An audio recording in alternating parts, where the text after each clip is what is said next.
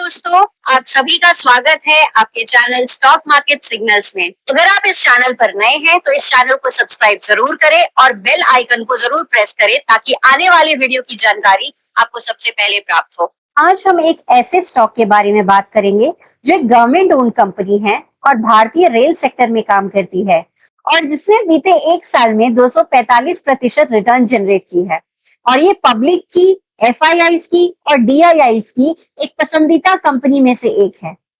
जी हाँ दोस्तों, हम बात कर रहे हैं RVNL की। RVNL एक गवर्नमेंट ओन्ड कंपनी है जो प्राइमरीली इंडियन रेलवेज के लिए इंफ्रास्ट्रक्चर प्रोजेक्ट्स पर काम करती है। ये 2003 में शुरू हुई थी और तब से लेकर अब तक रेलवे इंफ्रास्ट्रक्चर डेवलपमेंट में काफी मेजर प्रोजेक्ट्स हैंडल किए हैं। RVNL का काम रेलवे प्रोजेक्ट्स का डिजाइन, डेवलपमेंट और एग्जीक्यूशन है। ये कंपनी रेलवे ट्रैक बिछाने से लेकर ब्रिजेस और टनल्स बनाने तक का काम करती है। साथ ही ये सिग्नलिंग सिस्टम्स, इलेक्ट्रिफिकेशन और स्टेशन डेवलपमेंट प्रोजेक्ट्स पर भी काम करती है। अगर रेलवे नेटवर्क को मॉडर्नाइज करने की बात आए तो RVNL का रोल बहुत ही इंपॉर्टेंट है। इस कंपनी की फंडिंग लार्जली इंडियन गवर्नमेंट से होती है, लेकिन ये अपने प्रोजेक्ट्स के लिए लोन और मार्केट से भी फंडिंग लेती है। ये लॉन्ग टर्म इन्वेस्टमेंट के लिए एक स्ट्रॉन्ग बेट है क्योंकि ये कंपनी रेलवे सेक्टर के एक्सपेंशन और मॉडर्नाइजेशन पर फोकस्ड है। कंपनी के पास कुछ मेजर ऑनगोइंग प्रोजेक्ट्स भी हैं, जैसे dedicated freight corridor, high speed rail projects और मेट्रो रेल प्रोजेक्ट्स। इन सब प्रोजेक्ट्स का ऑब्जेक्टिव इंडिया के ट्रांसपोर्टेशन सिस्टम को मॉडर्नाइज करना और रेल नेटवर्क को एफिशिएंट बनाना है। RVNL का काम सिर्फ रेलवे तक सीमित नहीं है, ये कुछ रोड और पोर्ट कनेक्टिविटी प्रोजेक्ट्स भी हैंडल करती है। अगर लॉन्ग टर्म ग्रोथ की बात करें तो RVNL एक ऐसी कंपनी है जो इंफ्रास्ट्रक्चर डेवलपमेंट के जरिए स्टेडी ग्रोथ और रिटर्न्स दे सकती है। ये कंपनी डिविडेंड्स भी देती है जो इनकम फोकस्ड इन्वेस्टर के लिए एक प्लस पॉइंट है। अगर कंपनी के लास्ट ट्रेडिंग सेशन को देखें तो इसने 2% नेगेटिव रिटर्न दिए हैं। अगर इसके पिछले हफ्ते के ट्रेडिंग सेशन को देखें तो इसने 7% नेगेटिव रिटर्न दिए हैं और पिछले एक महीने में कंपनी ने 1% का रिटर्न जनरेट किया है। अगर हम कंपनी के पिछले एक साल का परफॉर्मेंस देखें तो इसने लगभग 280% का रिटर्न जनरेट किया है। पिछले 5 सालों में कंपनी ने मल्टी बैगर रिटर्न जनरेट किए हैं 2200%।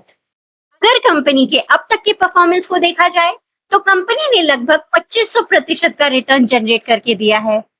कंपनी के फंडामेंटल्स को देखते हैं। इसका मार्केट कैप लगभग 1,18,000 करोड़ का है। PE इसका 88 है। कंपनी ने अपने कैपिटल पे 18% का रिटर्न जनरेट किया है। इक्विटी ने कंपनी ने लगभग 20% का रिटर्न जनरेट किया है। कंपनी का करंट मार्केट प्राइस 570 रुपए है। इसका बुक वैल्यू 37.7 है। आप ये कह सकते हैं कि ये अपने बुक वैल्यू से लगभग 15 टाइम्स ऊपर ट्रेड कर रहा है। 52 वीक्स लो प्राइस है 142 और 52 वीक्स हाई प्राइस है 647। कंपनी कुछ डिविडेंड्स भी देती है और इसका फेस वैल्यू 10 रुपए है। तो आप ये कह सकते हैं कि इन्वेस्टर्स आगे चलकर इसके स्प्लिट होने का लुत्फ उठा सकते हैं। तो अब चलते हैं कंपनी के क्वार्टरली रिजल्ट्स की ओर।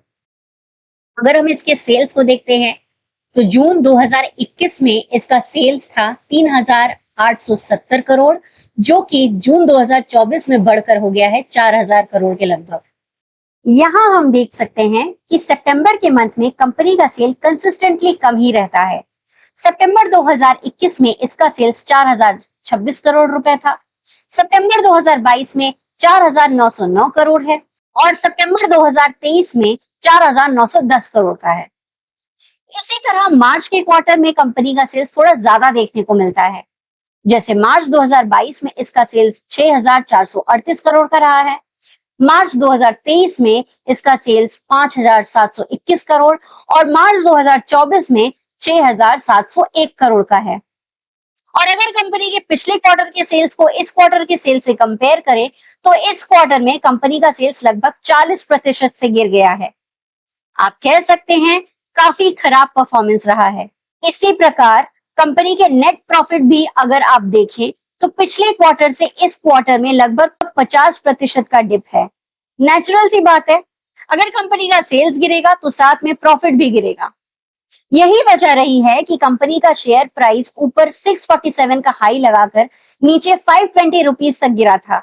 लेकिन कंपनी का इतना बड़ा ऑर्डर बुक है, लगभग 85,000 करोड़ का, जिसके वजह से इन्वेस्टरों का भरोसा अब तक कंपनी पर बना हुआ है और कंपनी का शेयर प्राइस नीचे 520 का लो लगाकर वापस रिकवर कर गया है और अभी वो 570 पर ट्रेड कर रहा है। अगर कंपनी का ईयरली परफॉर्मेंस देखा जाए तो कंपनी का सेल्स 2014 में जहां 2,494 करोड़ का था, वही 2024 में बढ़कर 21,733 करोड़ का हो गया है, जो कि बहुत ही अच्छा परफॉर्मेंस है।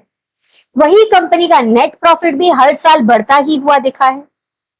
जैसे आप देख सकते हैं, 2014 में इसका नेट प्रॉफिट 162 करोड़ का था, जो कि 2015 में बढ़कर 209 करोड़ का हो गया है। 2018 में देखें तो ये 470 करोड़ का हो गया है। 2020 में ये 790 करोड़ का हो गया है। 2022 में 1,087 करोड़ का हो गया है और 2024 में 1,463 करोड़ का हो गया है। आप देख सकते हैं कि ईपीएस 0.78 से 2.25, 4.51 और अभी मार्च 2024 में 7.02 बढ़ गया है। अगर कंपनी के बैलेंस शीट में देखते हैं तो इसका रिजर्व्स 467 करोड़ से लेकर 5,782 करोड़ का हो गया है मार्च 2024 में, यानी कि रिजर्व्स में बहुत बड़ी ग्रोथ हुई है। नेट कैश को देखते हैं तो कंपनी के पास अभी कुल मिलाकर 221 करोड़ रुपए हैं। अब देखते हैं शेयर होल्डिंग पैटर्न में। ये कंपनी गवर्नमेंट ओन्ड कंपनी है और प्रोमोटर्स ने इसके 72% को होल्ड करके रखा है।